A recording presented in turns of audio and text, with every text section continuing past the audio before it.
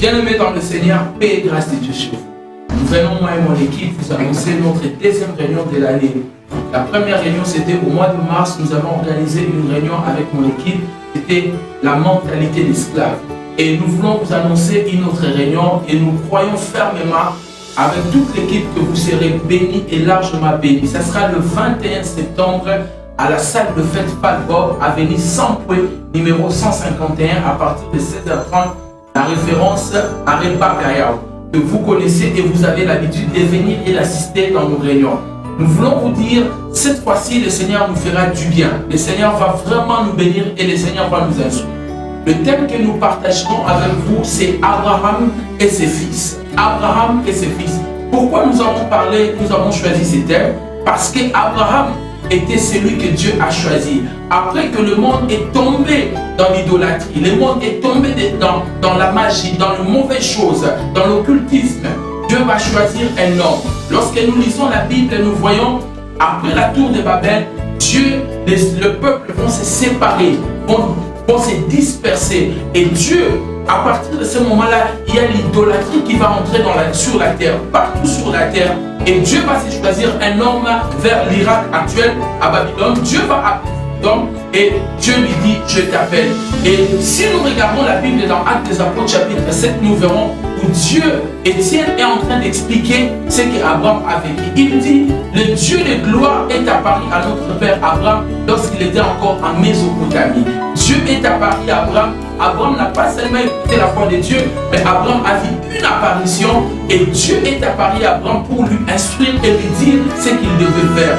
Dieu va choisir cet homme pour qu'il devienne le restaurateur d'adoration. C'est lui qui va ramener l'adoration. C'est lui qui va enseigner le monothéisme. Alors que la terre tout entière était remplie de fausses divinités, de faux dieux, il fallait un homme pour restaurer l'adoration. Dieu va choisir Abraham. Et j'aimerais vous dire, comme vous le savez, Abraham, il y a trois religions qui croient en Abraham. Il y a l'islam, il y a le judaïsme et le christianisme. C'est un homme fort, un personnage puissant de la Bible que Dieu a choisi pour faire avec lui de grandes choses et restaurer l'adoration. Ainsi, Dieu va appeler cet homme dans Genèse chapitre 12. Dieu va lui donner des promesses. Dieu dit à Abraham, quitte la maison de ton père, va dans le pays que je te montrerai. Dieu lui dit, je te bénirai, tu deviendras une source de bénédiction et toutes les familles de la terre seront bénies en toi. Genèse chapitre 12, Abraham reçoit des promesses de la part de Dieu. Genèse chapitre 13, Abraham va se disputer avec son neveu Lot et ils vont se séparer. Genèse chapitre 14, Abraham va faire une guerre avec 5 rois et il va les vaincre. Et toujours dans Genèse chapitre 14, Abraham va rencontrer le Melchisedec. Lorsqu'il rencontre Melchisedec, il paye la dîme à Melchisedec. Et Melchisedec va lui donner le pain et le vin. Et lorsqu'il lui donne le pain et le vin, nous voyons Abraham dans Genèse chapitre 15, là où nous sommes basés pour enseigner le dimanche 21 septembre à la salle de fête Falbob.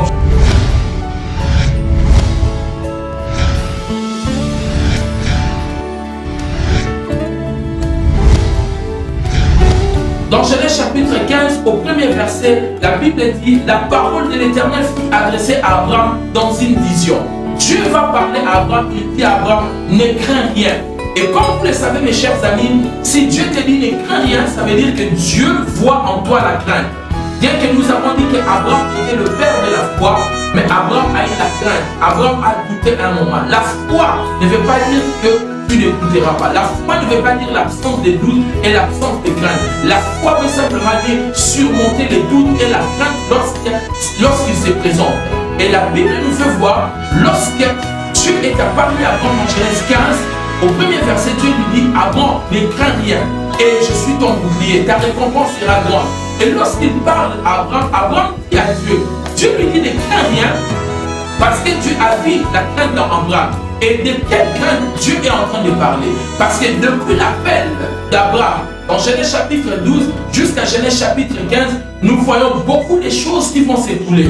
Toujours dans Genèse chapitre 15, au deuxième verset, lorsque Dieu dit à Abraham au premier verset, Abraham ne craint rien. En théologie, on dit que depuis que Dieu avait appelé Abraham, jusqu'au Genèse chapitre 15, on dit qu'Abraham avait plus ou moins 85 ans. Donc il s'est écoulé 10 ans et aucune promesse que Dieu lui avait donnée dans Genèse 12 était réalisée.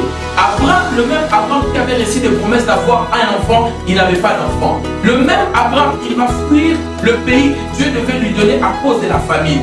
Le même Abraham, il va faire la guerre.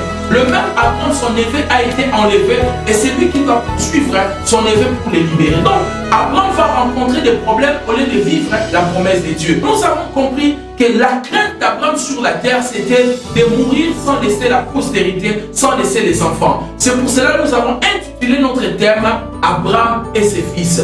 Et Abraham dit à Dieu, je m'en vais. Tu ne m'as pas donné des enfants. Tu ne m'as pas donné une postérité. Tu ne m'as pas laissé donner un héritier. Et c'est Eliezer de Damas qui sera mon héritier. Alors Eliezer de Damas était le serviteur d'Abraham. Il était l'esclave d'Abraham. Alors, c'était une forme de malédiction pour qu'un esclave hérite de son maître. Et Abraham lui-même, il voit déjà l'esprit de mort. Il dit à Dieu, je m'en vais, je vais bientôt mourir. Tu ne m'as pas donné la postérité. La Bible dit, Dieu va parler à Abraham. Dieu dit à Abraham, il dit, sors. Dieu fait sortir Abraham dans sa maison. Parce qu'Abraham était limité. La vision d'Abraham était limitée. Dieu dit à Abraham, regarde au ciel. Et je suis convaincu que c'était la nuit. Et Dieu est venu visiter Abraham parce que les étoiles, on peut seulement le voir la nuit. Dieu dit à Abraham, sors de ta maison, sors de ta petite chambre et regarde maintenant au ciel si tu peux compter les étoiles. Et si tu ne peux pas compter, j'aimerais te dire, ta postérité sera comme les étoiles. Et j'aimerais vous dire, les étoiles en anglais veut simplement dire star. Donc Dieu a dit à Abraham, tes enfants seront comme des stars. Tes enfants vont briller, ta postérité va briller. Dieu dit à Abraham, sors. Et Dieu commence à parler à Abraham. Dieu commence à lui donner des instructions. Et dans toutes les instructions que Dieu donne à Abraham, il va se passer quelque chose. Dieu va dire à Abraham maintenant dans Genèse, toujours chapitre 16, verset 18, Dieu dit à Abraham, la Bible dit, en ces jours, Dieu va traiter une alliance avec Abraham. Et Dieu lui dit, je te donne la terre où tu te trouves, depuis l'est de l'Égypte, du fleuve de l'Égypte jusqu'à la grande fleuve d'Euphrate. Regardez ce que Dieu va donner à Abraham. Dieu dit à Abraham, je te donne l'Iran, je te donne l'Irak, je te donne la Jordanie, je te donne Doha, je te donne Israël, je te donne la Palestine, je te donne Liban, je te donne la Syrie, je te donne Azerbaïdjan, je te donne l'Arabie, le Yémen, le Koweït, l'Émirat, Arabie Unie, je te donne l'Oman, je te donne une partie de la Turquie, je te donne le Qatar, je te donne le Bahreïn, je te donne le Kurdistan. Dieu va donner tout ça à Abraham. Et alors Abraham était dans la crainte. Dieu lui dit, si tu peux voir ces choses, si tu peux le voir, je te donne à toi et à ta postérité. Et je ne peux pas dévoiler notre enseignement. Je vous invite nombreux pour assister dans cette réunion et comprendre, vous êtes la postérité d'Abraham, comment vous pouvez posséder votre héritage, comment vous pouvez faire au-delà de ce qu'Abraham avait fait, comment éviter les erreurs d'Abraham et entrer à la possession de ce que Dieu avait donné à notre père Abraham comme promesse.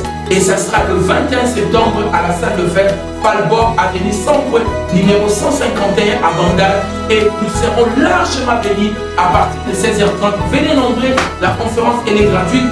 Invitez beaucoup de monde. Venez nombreux et venez à l'heure.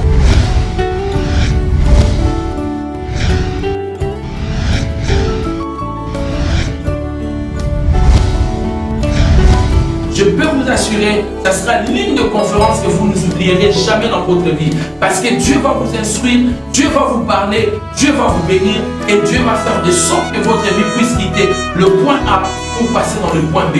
Laisse que le Seigneur puisse vous bénir largement et nous vous attendons le 21 septembre à partir de 16h30 à la salle de fête Falport, avenue 100 numéro 151. La référence est la rue Bakayo. À partir de 16h30 à la salle de fête Falbor. Nous vous attendons avec votre équipe. Venez nombreux et vous serez largement bénis. La conférence elle est gratuite. Invitez vos amis, invitez vos frères, invitez le parent, invitez tout le monde et vous serez largement bénis. Nous croyons que le Seigneur va nous visiter. Le Seigneur vous fera beaucoup de bien.